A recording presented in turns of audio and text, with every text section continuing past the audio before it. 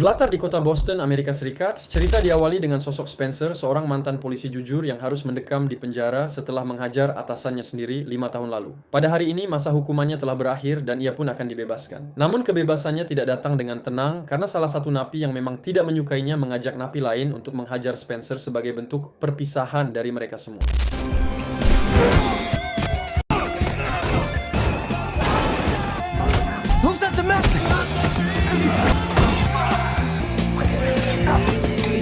Setibanya di luar penjara, Spencer disambut oleh seorang teman lamanya yang juga sesama veteran polisi bernama Henry. Tak lama kemudian, sang mantan kekasih pun datang dengan maksud menyambut kebebasannya. Namun, karena Spencer belum siap untuk bertemu dengannya, ia segera mengajak Henry untuk buru-buru pergi dari tempat itu. Setibanya di sana, Henry pun membawa Spencer ke apartemen kosong milik ayahnya untuk dijadikan tempat tinggal sementara. Tak hanya Henry yang menyambutnya dengan hangat, mereka juga didatangi oleh seorang teman sesama polisi yang masih aktif bertugas hingga sekarang, bernama Driss, yang siap membantu Spencer kapanpun ia membutuhkan sesuatu. Irene and the boys. You got it, Spencer. Let's go see your girlfriend. Awalnya Spencer mengira ia akan tinggal seorang diri. Namun Henry ternyata membawa seorang mantan tahanan lain, sebut saja Samsul, yang akan tinggal bersamanya. Henry menjelaskan bahwa mendiang ayah Samsul adalah sahabat baiknya semasa SMA. Mengetahui Samsul hidup sebatang kara dan sama-sama baru keluar dari penjara membuat Henry merasa terpanggil untuk merawat dan membantunya.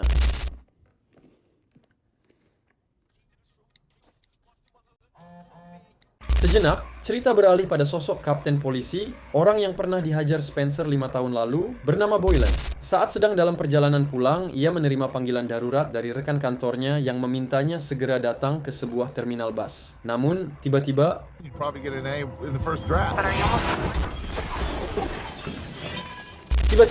sebuah mobil van menabrak mobil Boylan hingga ringsek. Ternyata kejadian tersebut merupakan jebakan yang telah disusun oleh rekannya bersama para penjahat untuk menangkapnya. Entah kesalahan apa yang pernah Boylan perbuat, salah satu penjahat langsung mengeluarkan pisau dari balik bajunya. Dan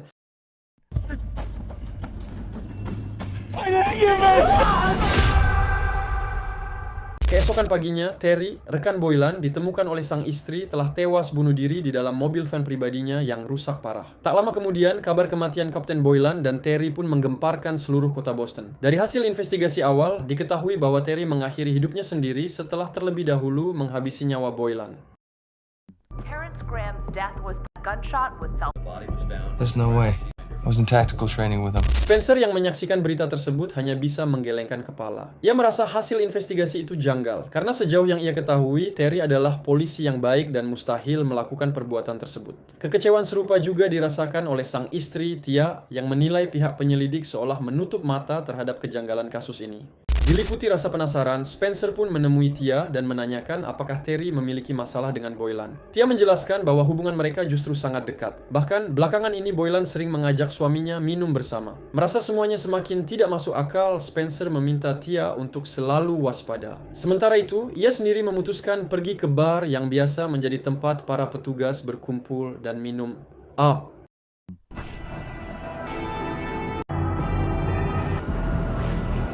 Tibanya di bar yang dimaksud, Spencer menemui salah satu teman dekat Terry untuk menanyakan apa yang sebenarnya terjadi antara Terry dan Boylan belakangan ini. Teman tersebut menjelaskan bahwa Terry sempat curhat kepadanya, mengaku mencurigai Boylan sebagai polisi kotor dan merasa perlu untuk menyelidiki dugaan tersebut.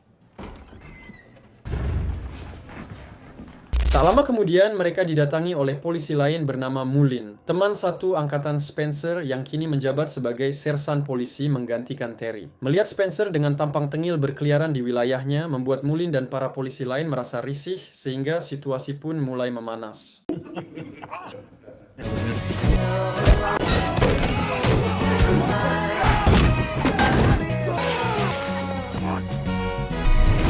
Setelah dikeroyok beramai-ramai dan dilempar keluar dari bar, Spencer tanpa sengaja melihat kamera CCTV sebuah toko di seberang jalan. Ia pun memutuskan untuk memeriksanya. Namun, karena pemilik toko enggan bekerja sama, Spencer akhirnya membawa perangkat hard disk CCTV tersebut dan berniat meminta bantuan Samsul untuk mengeceknya. Let me look at the top right camera. Pada malam kejadian, rekaman CCTV memperlihatkan Terry keluar dari bar lalu masuk ke dalam sebuah mobil sedan berwarna kuning yang tidak diketahui siapa pemiliknya. Sementara itu, mobil van milik Terry justru dibawa oleh orang lain yang mengikuti sedan tersebut hingga berakhir di terminal bus tempat Boylan ditemukan tewas. But I know where they went. Tanpa membuang waktu, Spencer langsung menuju tempat kejadian perkara untuk mencari petunjuk. Benar saja, mobil yang menabrak Boylan pada malam itu adalah mobil van milik Terry. Namun, jelas terlihat bahwa Terry justru menaiki mobil sedan kuning. Dari fakta tersebut, Spencer menyimpulkan bahwa kematian Boylan sengaja direkayasa agar Terry dijadikan tersangka utama.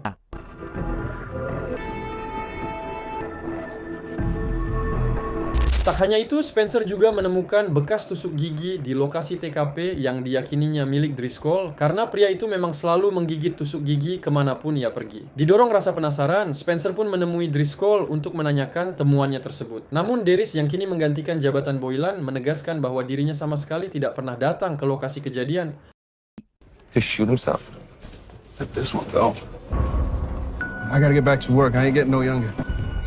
Sepulang dari kediaman Driscoll, Spencer pergi ke tempat latihan tinju untuk menemui Samsul. Setelah Samsul keluar dari penjara, Henry menyarankannya untuk menekuni dunia tinju dan meminta Spencer mengajarinya beberapa teknik dasar. Good. Oh, you see that? You're missing it.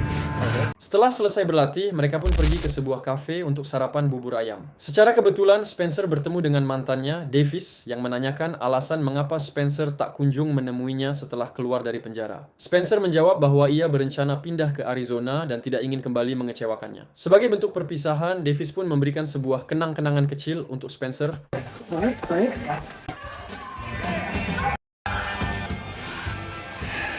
Saat keluar dari kafe, Samsul tanpa sengaja melihat sebuah mobil sedan kuning melintas. Mobil yang sama persis dengan yang selama ini mereka cari. Spencer pun langsung mengejarnya melalui jalan kompas. Namun,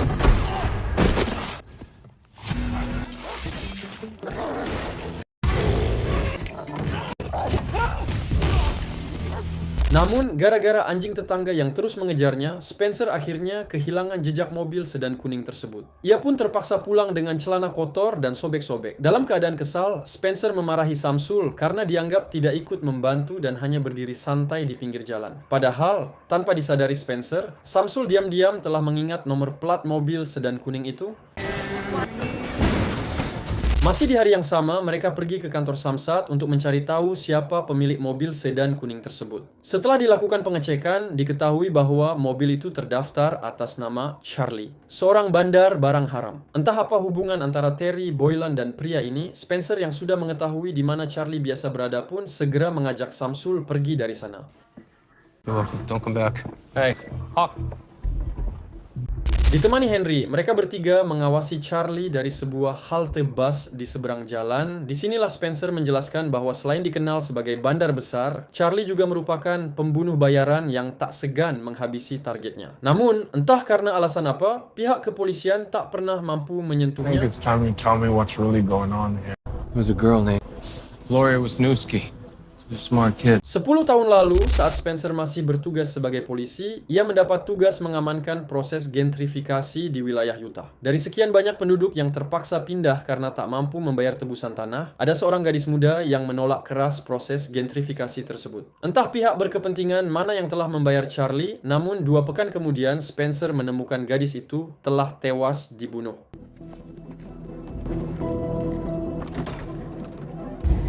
Meski kasus tersebut telah diserahkan ke divisi pembunuhan, Spencer tetap peduli dan ingin ikut terlibat dalam penyelidikan. Namun, upayanya tampak sia-sia karena pihak berwenang justru menutup kasus kematian gadis itu dengan cepat. Didorong rasa penasaran, Spencer pun mengajukan diri untuk melakukan investigasi lebih lanjut. Sayangnya, Boylan segera memotong pembicaraan dan menegaskan bahwa kasus tersebut tidak lebih penting dibandingkan proses gentrifikasi yang tengah mereka tangani. Yeah, I really do. Alhasil, Spencer melakukan investigasi secara mandiri dan berhasil memperoleh barang bukti berupa rekaman CCTV yang dengan jelas memperlihatkan pembunuhan terhadap gadis tersebut. Namun, Boylan justru menganggap rekaman itu sebagai hasil editan. Muak dengan sistem yang bobrok, Spencer mendatangi rumah Boylan untuk meminta penjelasan. Emosi yang sejak awal memuncak pun meledak saat Boylan bersikap keras kepala, hingga Spencer menghajarnya sampai babak belur. Dengan fakta bahwa aparat kepolisian turut terlibat dalam kejahatan yang dilakukan Charlie, Spencer, Henry, dan Samsul pun sepakat untuk mengungkap kebenaran, sekaligus membersihkan nama Terry dengan cara mereka sendiri. Sebagai langkah awal, mereka memutuskan meneror Charlie dengan merusak mobil kesayangannya. Keesokan harinya, Spencer mulai membuntuti Charlie kemanapun ia pergi. Hingga pada suatu momen, ia memergoki Charlie sedang melakukan pertemuan dengan Mullin, sersan polisi yang menggantikan posisi Terry. Dalam pertemuan itu, Charlie menyerahkan sekantong uang yang tidak jelas asal-usulnya. Secara kebetulan, Spencer juga bertemu dengan seorang agen FBI yang tengah membuntuti Mullin karena dicurigai terlibat kerjasama dengan para penjahat. Anything germane to my investigation. We'll see you later, alright? Di titik inilah Spencer teringat pada salah satu mantan napi yang membencinya. Mengetahui bahwa napi tersebut adalah mantan bandar, Spencer pun mendatangi penjara dengan maksud menggali informasi lebih jauh. Namun karena pria itu tak kunjung buka mulut, Spencer terpaksa melakukan panggilan video dengan Samsul, yang saat itu tengah mengencani istri si napi. Tak punya pilihan lain, sang napi akhirnya memberikan sebuah petunjuk berupa satu kata, Wonderland, yang maknanya masih belum jelas. Dilanda rasa penasaran terhadap petunjuk tersebut, Spencer pergi ke pelabuhan untuk menemui informan lamanya dan menggali informasi lebih dalam. Sang informan menjelaskan bahwa jika tebakannya benar, Wonderland adalah sebuah kasino di pinggir pantai yang dibangun oleh para elit global sebagai kamuflase, tempat penyamaran bagi transaksi narkoba skala internasional. I was still a crime reporter. Cosgrove, if you know all this, why don't you just go public with what you... Polisi kotor, politikus korup, dan para elit global bekerja sama dengan jaringan penjahat demi melancarkan transaksi haram yang berlangsung setiap minggu. Tak heran jika Boylan menutup kasus pembunuhan gadis itu dan tetap fokus pada proyek gentrifikasi, karena wilayah tersebut rencananya akan dijadikan cabang kasino baru oleh para investor. So we done now?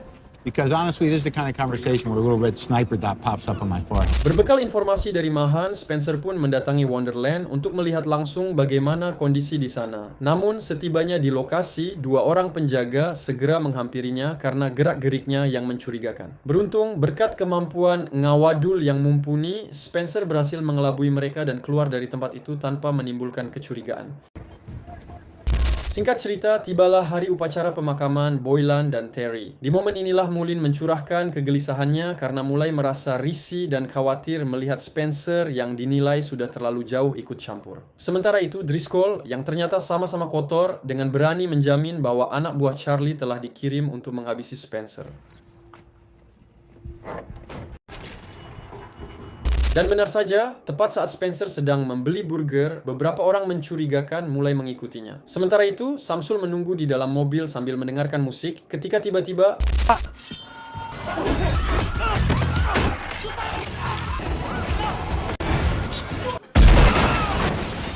Beruntung, Samsul dengan sigap menabrakkan mobilnya ke dalam sebuah toko dan berhasil membawa Spencer kabur. Menyadari bahwa mereka telah menjadi target, Spencer memutuskan membawa Samsul dan Henry ke tempat Davis untuk berlindung. Awalnya Davis menolak karena tak ingin lagi berurusan dengan Spencer. Namun, setelah mendengar seluruh kejadian yang sebenarnya, ia akhirnya mengizinkan mereka untuk tinggal sementara. Cerita beralih pada Tia yang baru saja pulang dari pemakaman suaminya dan mendapati rumahnya dalam keadaan berantakan. Setelah segera meminta Spencer datang, Tia mencurigai bahwa Terry telah menyembunyikan sesuatu yang tidak ingin diketahui pihak manapun. Kecurigaan itu terbukti ketika Tia mengungkap bahwa sehari sebelum tewas, Terry sempat menitipkan sebuah rekaman yang seharusnya ia serahkan kepada pihak FBI. Namun, karena kini tak ada satupun yang bisa dipercaya, Spencer meminta agar rekaman tersebut terlebih dahulu diperiksa olehnya. I'm gonna call you when I know something, okay? Dalam rekaman berdurasi singkat itu, Terry, seorang polisi jujur sekaligus teman dekat Boylan, mengungkap niatnya untuk membantu Boylan keluar dari lingkaran dunia hitam dengan membocorkan nama-nama pihak yang terlibat. Sebagai gantinya, Terry berjanji akan membantu Boylan memperoleh jabatan baru. Give me something good to whet their appetite. The feds. Boylan akhirnya menyetujui kesepakatan itu dan membocorkan siapa saja yang terlibat. Ia mengungkap bahwa Wonderland dikendalikan oleh Charlie. Charlie bekerja untuk Mullin, dan keduanya berada di bawah kendali Driscoll, orang yang selama ini memastikan transaksi haram tersebut berjalan lancar. Namun sebelum Terry sempat membuat laporan resmi, pertemuan mereka keburu diketahui pihak lawan. Bahkan, terungkap bahwa orang yang menghabisi Terry dan Boylan tak lain adalah Driscoll sendiri. Setelah seluruh fakta terungkap, Spencer langsung menemui Driscoll secara pribadi dan memberitahunya bahwa ia memiliki rekaman bukti yang dapat membongkar semua kejahatannya. Sebagai sahabat yang pernah cukup dekat, Spencer secara tulus meminta Driscoll untuk menyerahkan diri dan membiarkan pihak FBI menangani sisanya. Namun karena keuntungan yang didapat terlalu fantastis untuk dilepaskan, Driscoll justru berbalik mengancam Spencer agar berhati-hati mulai sekarang. My roommate. Karena Driscoll tak juga bergeming, Spencer kembali menemui agen FBI dan menyerahkan bukti berupa rekaman suara yang ia miliki. Namun, agen tersebut menyatakan bahwa bukti itu belum cukup kuat untuk meringkus seluruh jaringan Wonderland. Alasannya, mereka memiliki keberanian dan kekuatan finansial untuk menyuap para petinggi, serta selalu mengklaim bahwa setiap bukti audio maupun visual hanyalah hasil rekayasa atau editan belaka. Karena sudah kepalang nekat, Spencer mendatangi Charlie dan menginterogasinya dengan cara yang tak main-main. Setelah berhasil mendapatkan informasi tentang jadwal pengiriman barang berikutnya, Spencer, ditemani Samsul, langsung menuju ke lokasi untuk mencuri seluruh barang tersebut dan... Are you okay? God, you got blood on... Setelah berhasil mengamankan seluruh barang di dalam garasi milik Davis, rencana mereka tinggal selangkah lagi, mendatangi Wonderland dan menyerahkan Charlie beserta barang bukti tersebut langsung ke hadapan FBI. Namun, masalah baru muncul ketika Henry tiba-tiba menghilang dari rumah, karena ternyata Driscoll lah yang menelepon dan memberitahukan bahwa Henry kini berada di tangannya. Jika Spencer ingin melihat Henry masih hidup, ia harus mengembalikan seluruh barang milik Charlie ke Wonderland sebagai bentuk barter. Sebelum Driscoll benar-benar berubah pikiran, What are we gonna do? beralih ke Wonderland, terlihat Driscoll bersama anak buah setianya sudah bersiap menyambut kedatangan Spencer. Namun, sebuah hal tak terduga terjadi. Orang yang datang ternyata adalah Davis. Entah rencana apa yang telah disusun Spencer, Davis dengan santainya membawa Henry keluar dari tempat itu. Dan tiba-tiba...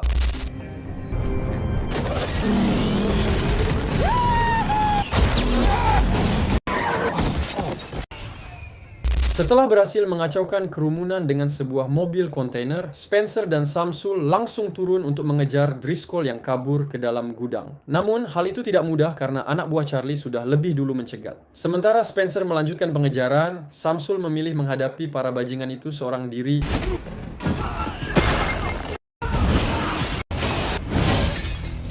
Kini hanya tersisa Driscoll yang berhadapan langsung dengan Spencer. Tak ingin semuanya berakhir terlalu cepat, Spencer yang berniat memberi Driscoll pelajaran memilih membuang pistolnya dan menantangnya berkelahi secara jantan sehingga...